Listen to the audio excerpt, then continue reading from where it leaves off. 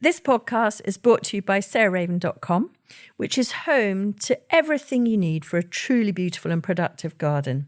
You'll also find great and essential gardening kit and stylish, lovely things to have in your house to bring the outside indoors, all inspired by the garden and the house being tied together.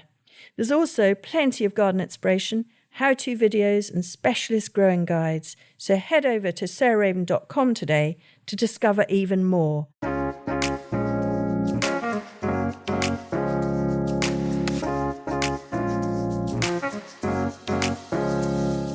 Welcome to Grow Cook Eat Arrange, the podcast of me, Sarah Raven, and today I am joined by my lovely friend and sort of colleague, Shane Connolly, who has been on the podcast maybe 2, 3, perhaps even 4 times. Gosh. I know. I'm repeating like a bad dinner. Well, you're a wonderful person to talk to, Shane. And sorry, hello, Shane. I haven't even said that yet. Hello, Sarah. Hello. It's lovely to have you back. It's lovely to be back. I wanted to get Shane on in this one that's coming out at Christmas because he does so many fantastic things at Christmas, which we're going to end with the episode talking about. Mm-hmm. But what we thought, Shane and I, is we would chat about all the work that he's done in 2025. So through the whole year in a kind of really nice synopsis.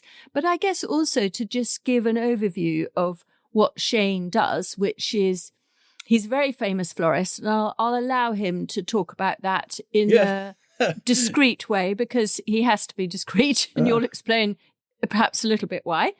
But he is a genius with a real eye for nature and the beauty that flowers have without pomposity or undue extravagance. And that is, I think, both Shane and I are a similar age, and we grew up at the time where, you know, if you could use 1,000 heads of roses in a carpet, so much the better. And the idea of the waste that was involved in that, as well as, of course, all the plastics. But Shane may want to talk about that. But we have actually done a whole episode on that a couple of years ago. Yeah, we have. But so I thought we would talk more about the things that Shane has done through the year, concentrating on the sort of 5 main blocks or kind of avenues of work that he follows and gets asked to do. And the first is, well, I'm going to list them so that you're going to stay tuned, everybody, because they're so riveting.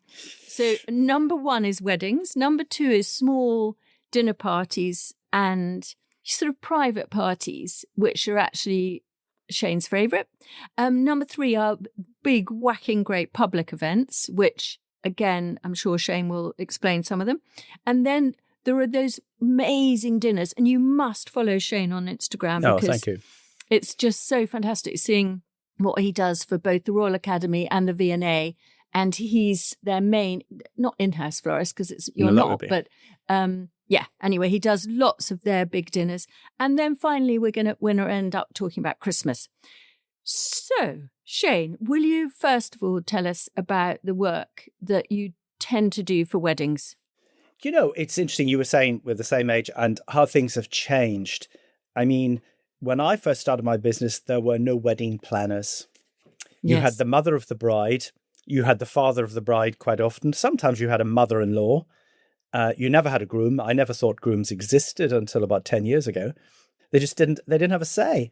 And I think that's been the biggest change. It's the wedding planner. Yeah. And the wedding planner, I'm sure, has great value, but a lot of times they have to prove their worth by making everyone come up with mood boards and samples and timetables and everything that takes time to prepare that doesn't actually feel creative. It's interesting. Yeah. I'm not speaking out against wedding planners. There are many very good wedding planners. And I can quite see nowadays people work. So, you know, that's the difference as well. There's, at the time, most mothers of the brides that I did, very lucky and spoiled, didn't work. And they would make a 6-month career of their daughter's wedding.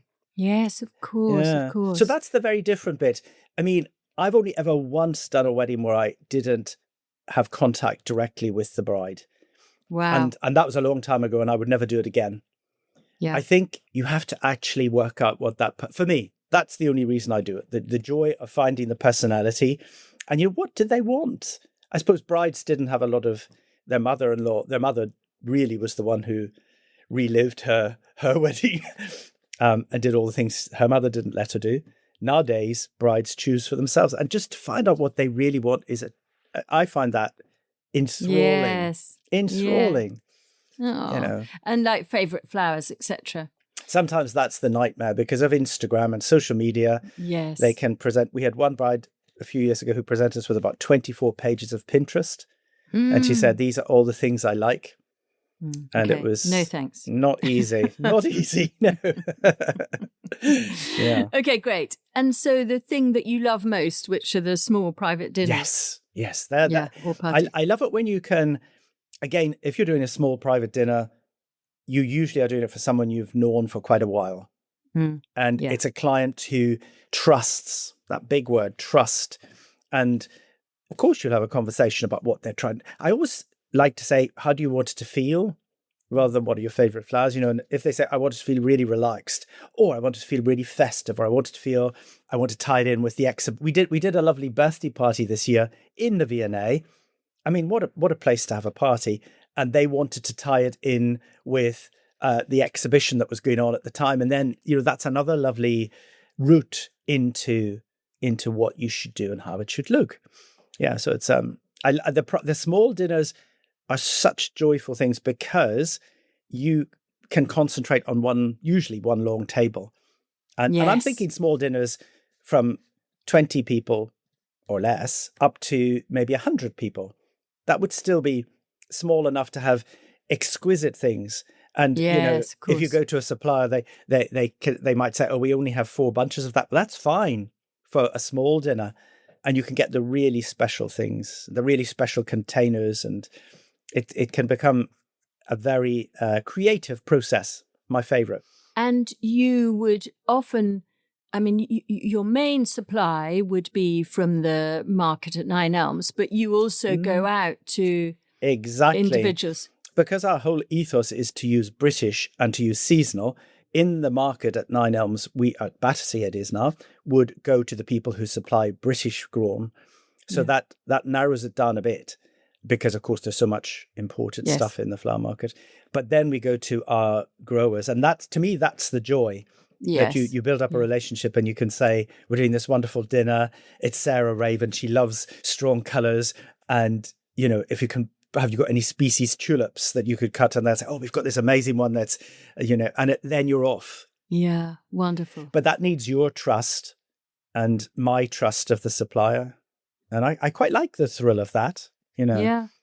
And when you say we, I mean, I know that will vary between a core team and a massive team where you bring in freelancers to support you. Yes.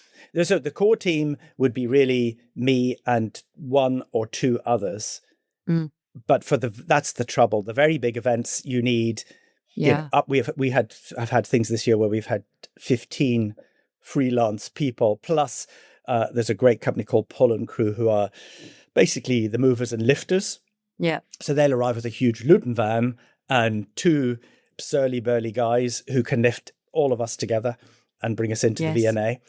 Yes. But it's not creative then. It becomes it's logistics. It's pure logistics. Exactly. And that bit has to be finished by quarter. We did a huge dinner at the V&A this year and we got in at 6 and the guests were coming at 7:15 for drinks. Gosh. And it was one of the biggest things we've done in years. And there was nothing about creativity once you got in there. No. Because it was just about making sure everything was done on time. Yes, exactly. Yeah. And, lighting 500 battery candles and putting them all in the right places. Yeah, it's a lot. And no water because often they're very strict on that, aren't they? Yes. So the V&A and the Royal Academy are incredibly conscious of sustainability as part of their ethos. And they let us use water, but if we have a container that size, we fill it a third so that the stems are in water for the night. Yeah. Sometimes for very big arrangements, we will arrange them completely out of water. So they've just been cosseted and coveted and loved and looked after for 3 days. Then we put them in for the 3. It's never more than 3 hours at these places, 3 and 4. Exactly. The flowers are completely fine. And then we take them out and we cut them and put them into fresh water and bring them the next day to Floral Angels to be repurposed. But I'd rather do that and have them out of water. They're going to be completely fine than think of some of the other alternatives that some people use. Yeah. And so that links really with the next group of events that you do, which are the big public events. So, I mean, I know that you've been involved in quite a few royal events, but I've been incredibly fortunate. Yeah. I know you have to be very sort of discreet in what you say. And so maybe that's enough. But when you're doing a big church event, for instance, how do you do the logistics with that, where you've got whole trees and you get that again is like a whole production, isn't it? It is a production.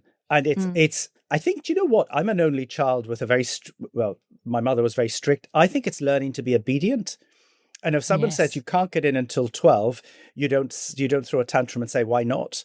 Yeah. And for those really big events, we know everything 2 months in advance. It's not like there's a surprise.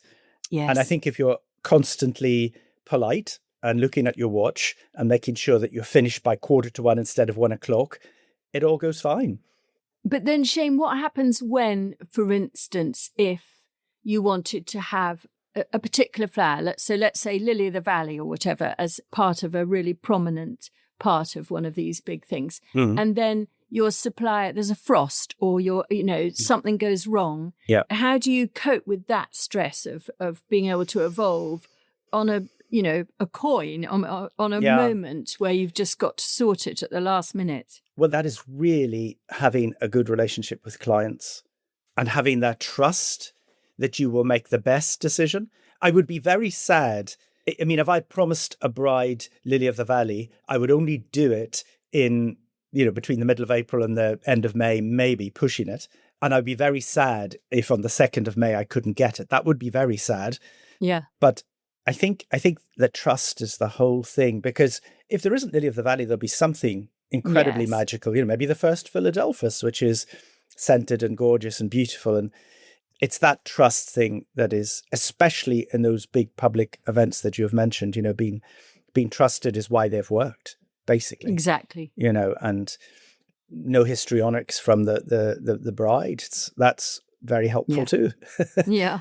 Really. It surely is. And so, I mean, we've touched on the dinners that you've done, but maybe you could describe another one to us that you may have, one of the whacking great dinners they're for hundreds of people, aren't they? It is extraordinary.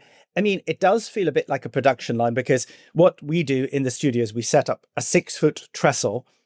I'm thinking of we like long tables best of all, can I say? I also think socially, long tables make everyone feel included. Whereas if you're at table 24 at a wedding beside the loo, you don't feel special. No, it's really true. And it's much more democratic. It's much more democratic, and you can make it really beautiful. So we would set up a 6-foot, and we would really lavish our attention on that 6 foot the week before, the week off. And then we show that to everyone who's coming in to work. And then we get the elements so that there might be 27,000 little bud vases. Yes. But there are only 4 for each section of 6 foot. And then there are 43 million bigger things, but there are only 3. And we work it all out. It's packed up in sections, and then we literally recreate that 6 foot. And I think that's how we try to keep these dinners intimate. I mean, we did a dinner which I'll never forget for the opening of the Fabergé exhibition at the V&A. And, Fabergé, what a gift for anyone with flowers, but it was in November.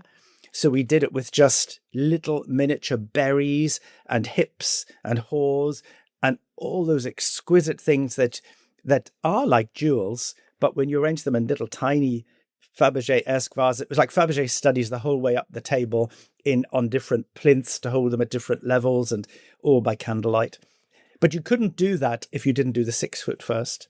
Yes, I love that idea. And so, funnily enough, my son-in-law just taught me this brilliant tip, which is when you've got all your bed linen, I have like a shelf that says double duvets and then double sheets and then pillows. And he's said to me the other day, no, but Sarah, do it with a bedroom in one pile. So you've got the pillowcases and the sheet and the duvet cover and it's you do it like that. And Much that's easier. what you're saying. You do it like that. I suppose it's like a recipe, you know, if you're cooking for 24 people, most recipes are for 6, you multiply it. Yeah. And I suppose that's what this is doing, because if you just think of the whole table, it just doesn't work. Yes. No. It doesn't work. Of course. And then it's all kind of not bubble wrap because you don't use that, but you then have to wrap it all up because then what happens if a few break? I mean, you must get the odd breakage. Do you know, I mean, touch wood, we are incredibly lucky. Paul and crew who help us with these installations, everything is on trolleys for the big things. It's wheeled in to the building. We lift them off. The trolleys are all wonderfully labelled, not by me, by my amazing boys and girls. So, you know, it's extraordinary. And we'll have one person holding the trolley, holding the crate, and another person placing them on the 6 foot spread. Gosh, and it's quite exciting. You sort of see it coming together. Yes. And that's the first time. And it's always in the planning, isn't it? I mean, and the flowers are a very important part, but they're so much not the only part of the story, are they? No. I think I like to think what you said earlier about not being extravagant. Every person I work for, I've never had anyone who has said money's no object. Never. Every single person I ever have done something for wants to be careful. And that's been a really good thing, I think. You know, I look at some of these multi-million flower budgets for weddings on Instagram, and I wouldn't know where to begin. No. Sadly. No, exactly. And it's just, it's having that restraint that makes you look for more special things. And then you create an atmosphere rather than, it's not showing off, you know, it's sort of, it's bringing gardens in. It's a very different thing. And that is your background, isn't it? Because you were at, you were Moisey's, but before Moisey's, you were at Pulbrook and Gould. I was never at Moisey's. I was at Pulbrook and Gould. Okay. And before that, I worked, I was a psychologist before that for 1 year after university, but I worked for a very sort of a society florist called Michael Goulding. And I sort of look and I think I've become Michael now. He did what I do now. And so he's dead, sadly, but I've sort of slightly followed in his trajectory. Brilliant. And I've been incredibly lucky. Yeah.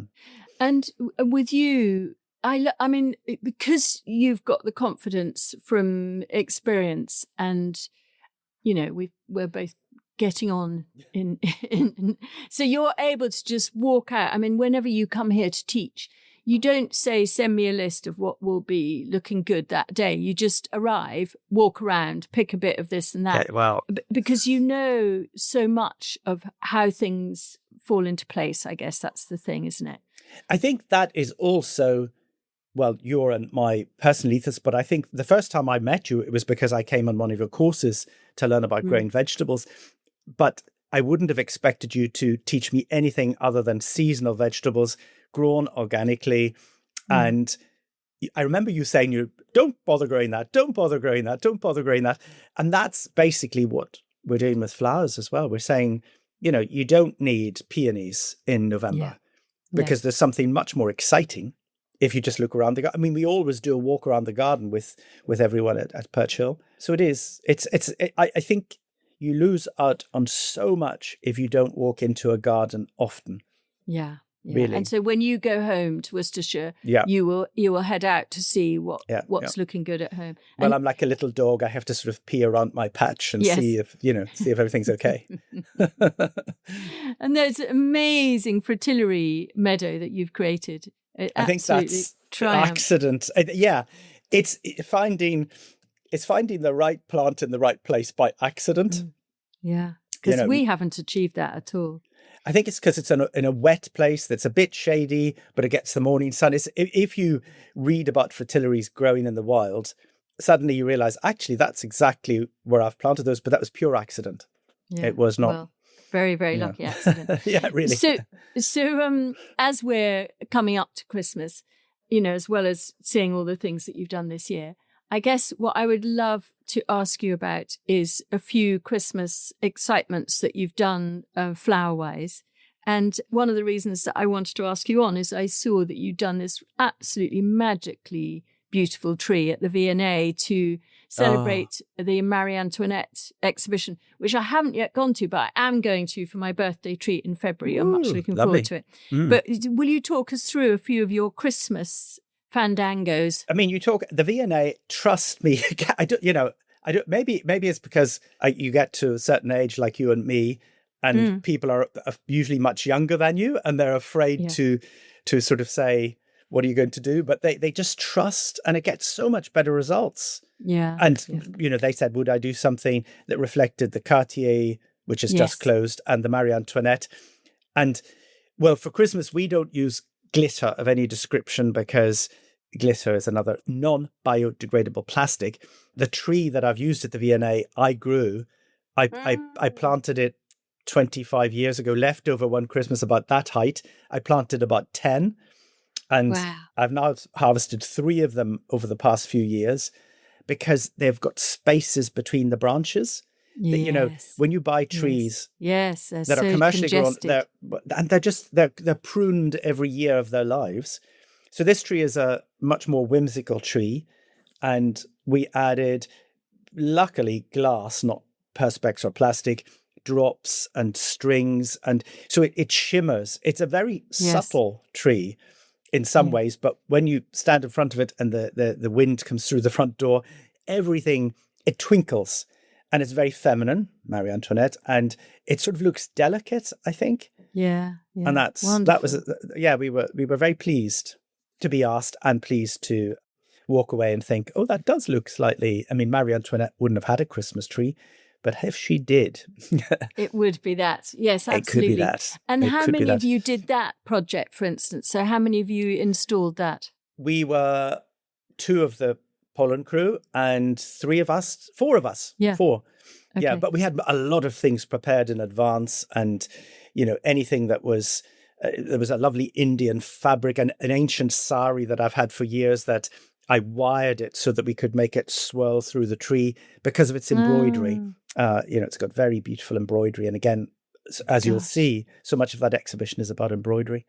So it's all those little touches and trying to recycle things and upcycle things and not make it look like it came from a major department store in London.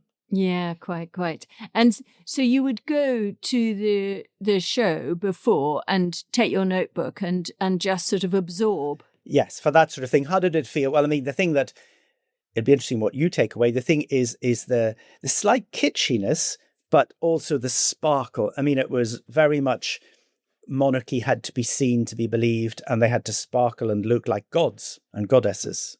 And I hope our tree looks a bit like chandelier, Versailles, sparkling dress type feeling. It was great fun to do because you wouldn't do a tree like that at home. That wouldn't be a domestic tree.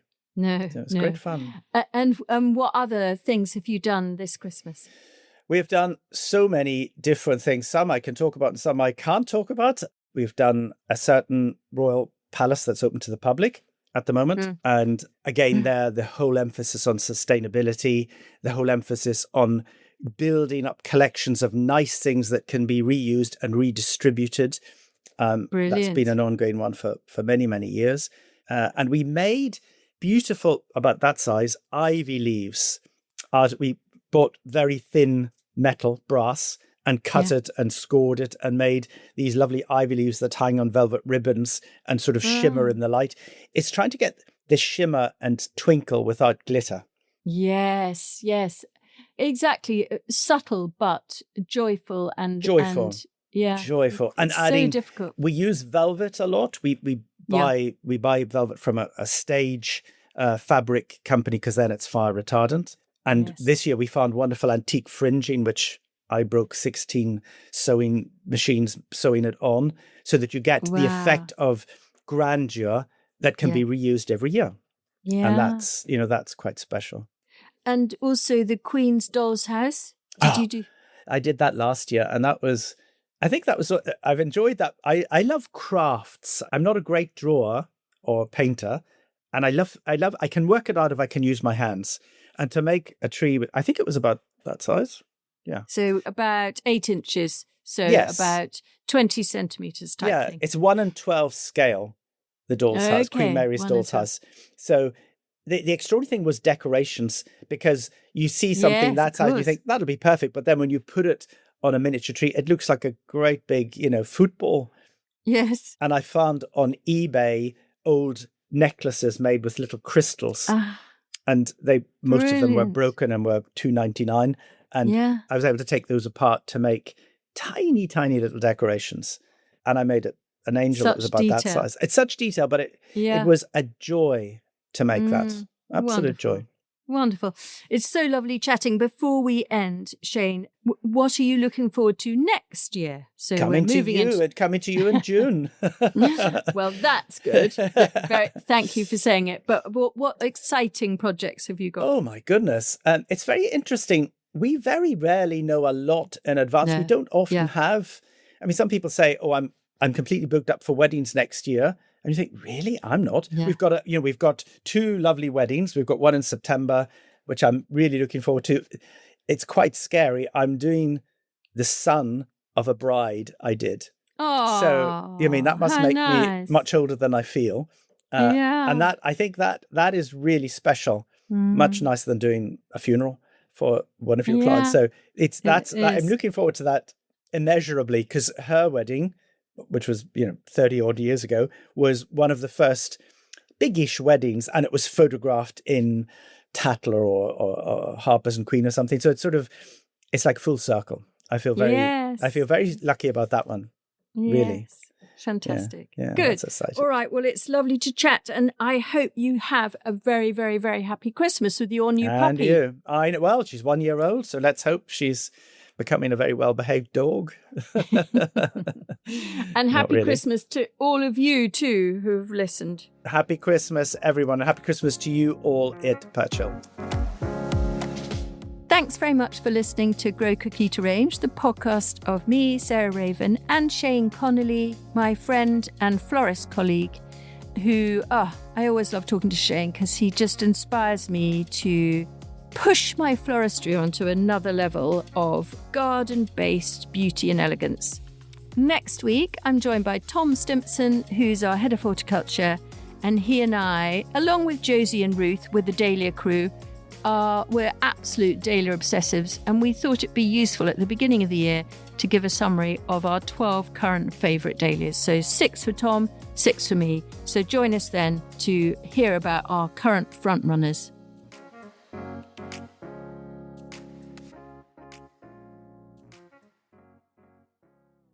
You can find more information, photos and advice sheets on all the plants and recipes we talk about on this podcast by heading to the show notes or at sarahraven.com/podcast.